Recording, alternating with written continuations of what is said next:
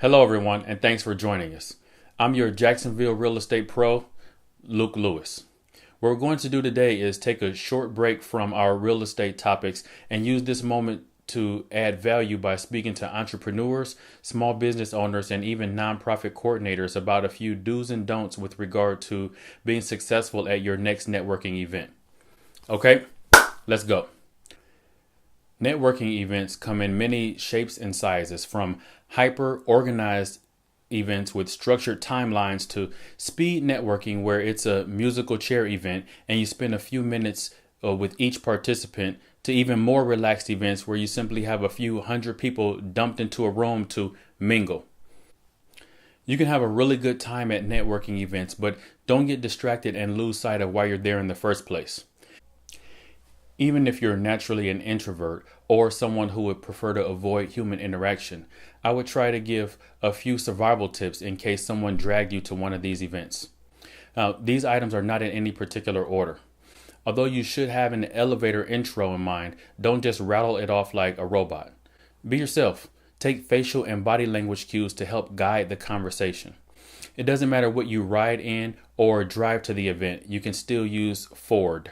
Forward is an easy mnemonic to help you start or segue conversations. The F is for family.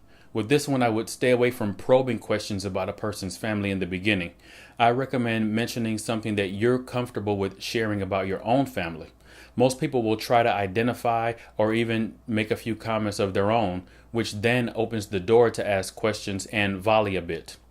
The O is for occupation, which is pretty much the easiest conversation starter for a networking event. Personally, I like to be the first to lead with the 5 magic words. So what do? Right after they answer your question, most people naturally ask you the same thing. The R is for recreation. Asking what someone does in their off time is a great way to keep the conversation going, but I would definitely not lead with it because it could seem a bit creepy if not delivered well. Lastly, the D is for dreams or goals. This is where you have an opportunity to reference the person's occupation and find out where they plan on taking it, or ask where they see their business in the next few years. Now that you have a solid Ford foundation, let's talk about a few do's and don'ts. One don't is blatant self-promotion. Yes, you want them to know about you, but not force-feeding or fire hose spraying information about yourself and how awesome you are.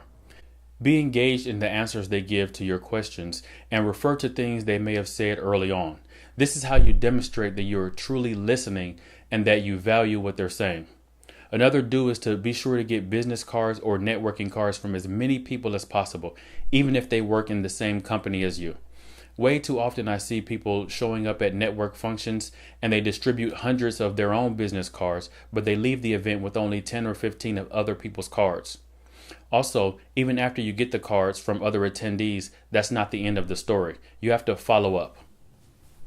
I try to jot down a quick note or two on the card itself immediately after the conversation to jar my memory concerning something that may have stuck out from the conversation. A simple email saying it was a pleasure speaking with them should suffice at first, but try to make it more than a one-liner and make reference to something that came up during your conversation. This is gold. Now, in the words of our 21st century philosopher, Forrest Gump, that's all I have to say about that. For more information, ideas, or advice, you have 3 easy options. You can visit us on the web at jacksrep360.com. You can email me directly at luketherealtor007@gmail.com. Or you can even text us at 904-452-4321.